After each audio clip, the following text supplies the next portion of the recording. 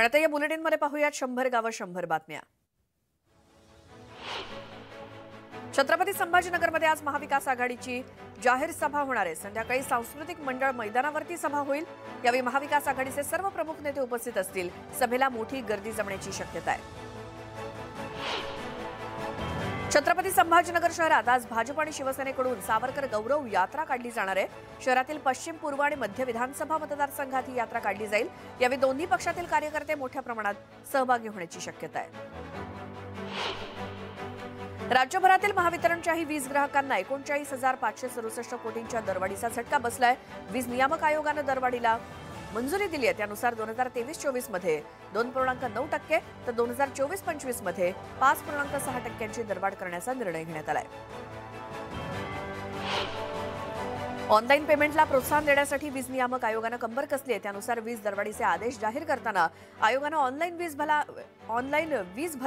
वीज बिल भरा आणि 500 रुपयांपर्यंत सवलत मिळवा अशी खुली ऑफरच जाहीर केली आहे। मुंबई पालिकेने यावर्षी मालमत्ता कर वसुलीसाठी ठेवलेल्या 6,000 कोटींच्या उद्दिष्टापैकी 31 मार्चपर्यंत 5,350 कोटी रुपये वसूल केलेत। गेल्या वर्षी याच दिवशी 5,700 कोटी रुपये वसूल झाले होते। देशाच्या बहुतांश भागात एप्रिल ते जून दरम्यान कमाल तापमान सरासरीपेक्षा अधिक असेल असा इशारा हवामान खात्याने दिलाय। या कालावधीत मध्य, पूर्व आणि वायव्य भारताच्या बहुतांश भागात उष्णतेची लाट येईल असा देखील अंदाज आहे। छत्रपती संभाजीनगरमधील दंगलीवरून खासदार सुप्रिया सुळे यांनी गृहमंत्री देवेंद्र फडणवीसांचा राजीनामा मागितलाय। त्यावरती वनमंत्री सुधीर मुनगंटीवार चांगलेच भडकले। अमरावतीत जेव्हा दंगल झाली तेव्हा गृहमंत्र्यांचा राजीनामा का मागितला नाही असा सवाल त्यांनी सुप्रिया सुळे यांना विचारलाय। यवतमाळच्या राळेगाव इथे महावीर जिनिंगला आग लागली। यात मशीनसह कापूस जळून खाक झालाय। शॉर्ट सर्किटमुळे ही आग लागल्याचा अंदाज वर्तवला गेलाय। भविष्यामध्ये वाढणारी नव्या लोकलची संख्या लक्षात घेऊन मुंबई रेल्वे विकास कॉर्पोरेशननं मध्य रेल्वेवरील कर्जत जवळच्या भिवपुरी आणि पश्चिम रेल्वेवरील डहाणू जवळील वाणगाव इथे कारशेड उभारण्याचा निर्णय घेतला आणि कारशेडसाठी आवश्यक असलेल्या जमिनीसाठी MRVCनं भूसंपादनाच्या कामाला गती दिली आहे।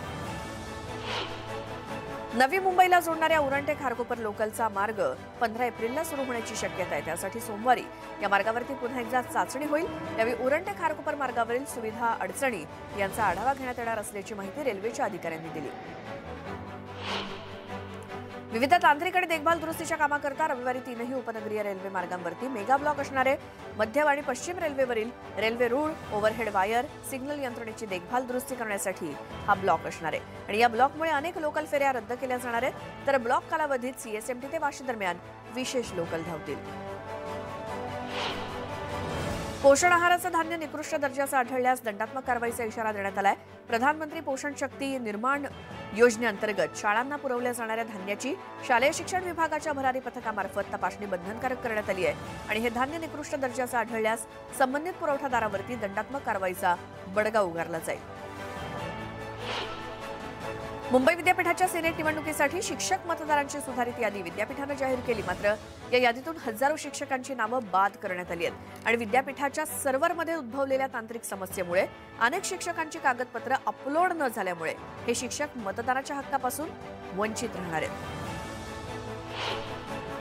नवी मुंबई पालिकेने प्रदूषणावरती उपाय म्हणून 2 वाहनांची खरेदी केली आहे आणि ही वाहनं धुळीमुळे होणाऱ्या प्रदूषणावरती नियंत्रण मिळवण्याचं काम करणार आहेत। त्यामुळे नागरिकांना दिलासा मिळेल। उंच इमारतीवरून पडलेली सळई तरुणाच्या पाठीत घुसल्याची घटना बदलापुरात घडली। एका नव्या इमारतीचं बांधकाम सुरू असताना हा तरुण CCTV आणि फायर फायटिंगचं काम करत होता आणि त्याचवेळी वरून पडलेली सळई त्याच्या पाठीत घुसली आणि हा तरुण जखमी झाला। त्याच्यावर रुग्णालयात उपचार सुरू आहेत। यवतमाळच्या वणी येथील मॅक्रोन शाळेनं स्कूल बॅगलेस हा उपक्रम राबवलाय। विद्यार्थ्यांच्या पाठीवरचं ओझं कमी व्हावं यासाठी विद्यार्थ्यांनी दप्तर आणायचं नाही। अंतर्गत अभ्यास झाला की विद्यार्थ्यांनी आपली दप्तरं शाळेतच ठेवायची असा निर्णय या शाळेनं घेतला। या उपक्रमामुळे पालकवर्ग सुद्धा आनंदी आहे। नाशिकच्या सारोळ येथील अवैध उत्खननाप्रश्नी आता ड्रोन सर्वेक्षण होणार आहे आणि न्यूज 18 लोकमत याबाबतची माहिती किंवा बातमी दाखवल्यानंतर प्रशासनानं याची गंभीर दखल घेतली आणि या प्रकरणाच्या चौकशीसाठी पथकाची नियुक्ती होणार असून केंद्र सरकारच्या एजन्सीला पत्र देण्यात आली आहे। महसूल वाढीसाठी केलेल्या विविध उपाययोजनांमुळे 21,500 कोटी रुपये इतका विक्रमी महसूल शासनाच्या तिजोरीत जमा झालाय। लोणावळा नगर परिषदेनं अवघ्या 3 महिन्यात तब्बल 20 कोटी रुपयांची मालमत्ता कर वसुली केली आहे. यापैकी 9 कोटी रुपये एकट्या मार्च महिन्यात वसूल करण्यात आले. रायगडमधल्या रानवली, फणसाड आणि श्रीगावसह सर्वच धरणांमध्ये केवळ 38% पाणीसाठा शिल्लक आहे. रायगडमधील धरणं तळ गाठू लागली असून पाणी टंचाईची शक्यता आहे. तर पाणीपुरवठा योजनांची दुरुस्ती तसंच इतर उपाययोजना करण्यात येणार असल्याचं पाणीपुरवठा विभागानं म्हटलं. नवी मुंबईत स्वच्छोत्सव 2023चं आयोजन करण्यात आलंय आणि स्वच्छ सर्वेक्षणाअंतर्गत नवी मुंबई शहराचा देशामध्ये पहिल्या क्रमांकाचं स्वच्छ शहर म्हणून गौरव करण्यात आला आणि या निमित्तानं शहरामध्ये भव्य संग्राम रॅली काढण्यात आली. यावेळी मनपा आयुक्त राजेश नार्वेकरांनी नागरिकांशी संवाद साधला. शिखर शिंगणापूर यात्रेचा आज मुख्य दिवस आहे. पंचमीला शंभू महादेवाला आणि पार्वती मातेला हळद लावली जाते आणि अष्टमीला रात्री 12 वाजता देवाचं लग्न लावलं जातं. एकादशीच्या दिवशी इंदूरच्या राजघराण्यातील युवराज किंवा राजा शिखर शिंगणापूरला येतो आणि देवस्थानातर्फे राजाचा सत्कार केला जातो. चैत्र एकादशी सोहळा असून आता हजारो वारकरी दाखल झालेत पंढरपुरात आणि या यात्रेला पळती वारी असं म्हणतात. शिखर शिंगणापूर इथे शंभू महादेवाचा विवाह सोहळा असल्यानं साक्षात विठुराया या विवाहाला जातो अशी आख्यायिका असल्यामुळे वारकरी शिखर शिंगणापूर इथे जात असतात. पंढरपुरात आज चैत्र एकादशीच्या निमित्तानं श्री विठ्ठल रुक्मिणी मंदिरात सूर्यफुलांची सजावट करण्यात आली आणि मंदिर संपूर्ण पिवळ्या सूर्यफुलांनी सजलंय. जवळपास 1 लाख पिवळ्या सूर्यफुलांचा वापर करण्यात आलाय.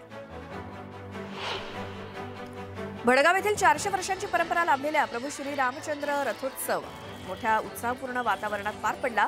कामदा एकादशीला हा रथोत्सव दरवर्षी साजरा होत असतो. स्थानिक वाणी आणि सोनजे परिवारांकडून मंदिरामध्ये पारंपरिक पूजा आणि देखरेख केली जाते. केंद्रीय पेट्रोलियम राज्यमंत्री रामेश्वर तेली सध्या वर्धा दौऱ्यावरती आहेत आणि देवळी इथल्या विविध आस्थापनांचं त्यांच्या हस्ते उद्घाटन झालं. यावेळी त्यांच्यासोबत खासदार रामदास तडस देखील उपस्थित होते. शिवडे क्षयरोग रुग्णालयामध्ये अत्याधुनिक अशा 10 नवीन आयसीयू बेड्स उपलब्ध करण्यात आलेत आणि त्याचा क्षयरोग रुग्णांना फायदा होईल असा दावा प्रशासनाकडून करण्यात आलाय. सिद्धिविनायक मंदिर न्यासाच्या वतीनं धारावीमध्ये 10 खाटांचं सिद्धिविनायक डायलिसिस सेंटर सुरू करण्यात येणार आहे. राज्याच्या विधी आणि न्याय खात्यानं याबाबत निर्णय जाहीर केलाय. या सेंटरमध्ये रुग्णाकडून सवलतीच्या दरात 250 रुपये आकारण्यात येतील तर एका रुग्णाच्या मागे मंदिर न्यास 900 रुपये खर्च करणार आहे. 10 खाटांच्या या सेंटरमध्ये दरवर्षी 9,360 रुग्णांवरती डायलिसिस केलं जाईल. त्यासाठी न्यासावरती दरवर्षाला 85 लाख रुपयांचा बोजा पडणार आहे.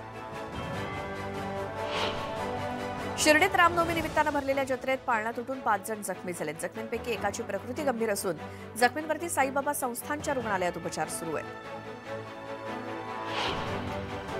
साईबाबांचा प्रतिशिर्डी अर्थात मावळातील शिरगावच्या सरपंचावरती धारदार शस्त्रानं हल्ला झाला. या हल्ल्यात सरपंच प्रवीण गोपाळेंचा मृत्यू झालाय. या घटनेमुळे मावळ तालुक्यासह संपूर्ण जिल्ह्यातच खळबळ माजली आहे. जमिनीच्या प्लॉटिंगमधून ही हत्या झाल्याचा पोलिसांना संशय. प्रवीण गोपाळे हे राष्ट्रवादी काँग्रेस पक्षात होते. नागपूरच्या भगवान नगरमध्ये तरुणांनी एका युवकावरती दगडानं जीवघेणा हल्ला केला. हल्लेखोर युवक हे 17 ते 18 वर्ष वयोगटातले. नागरिकांच्या गर्दीला पाहून हल्लेखोर तरुण पळाल्यामुळे युवकाचा जीव वाचलाय. मात्र या हल्ल्यामध्ये तो जबर जखमी झालाय. अमरावतीत सामाजिक कार्यकर्त्या गुंजन गोळे यांनी एका मजनूला चांगला चोप दिला. महाविद्यालयीन विद्यार्थिनीचे नग्न फोटो व्हायरल करण्याची धमकी त्यानं दिली होती. विद्यार्थिनीवरती ऍसिड टाकण्याची धमकी देखील दिली होती आणि या सगळ्या प्रकारानंतर सामाजिक कार्यकर्त्या गुंजन गोळे यांनी भर रस्त्यात त्या मजनूला पोलिसांच्या ताब्यात दिलं. अनिल जयसंघानींचा ताबा लवकरच गुजरात ईडी घेणार आहे. अनिलला गुजरात ईडीच्या ताब्यात देण्याची मागणी मुंबई सत्र न्यायालयानं मंजूर केली आहे. मात्र त्याचा ताबा घेण्यासाठी ईडीला काही काळ प्रतीक्षा करावी लागणार आहे. याचं कारण म्हणजे अनिल जयसिंघानी सध्या मध्य प्रदेश पोलिसांच्या ताब्यात आहे.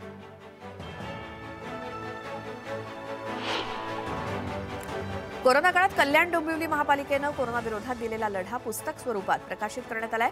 कॅप्टन कूल असं पुस्तकाचं नाव असून या पुस्तकाचं प्रकाशन खासदार डॉक्टर श्रीकांत शिंदे यांच्या हस्ते करण्यात आलं.